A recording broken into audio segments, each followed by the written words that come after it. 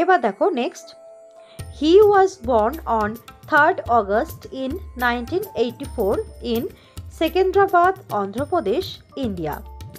তো এই যে সুনীল ছেত্রী, তিনি জন্মগ্রহণ করেছিলেন কোথায়? ভারতের অন্ধ্রপ্রদেশের অন্তর্গত সেকেন্দ্রাবাদে। কবে? সালটা ছিল 1984 এবং তারিখটা ছিল 3রা অগস্ট। তো এই দিনকে তিনি জন্মগ্রহণ করেছিলেন। হিজ প্যারেন্টস আর কে.বি.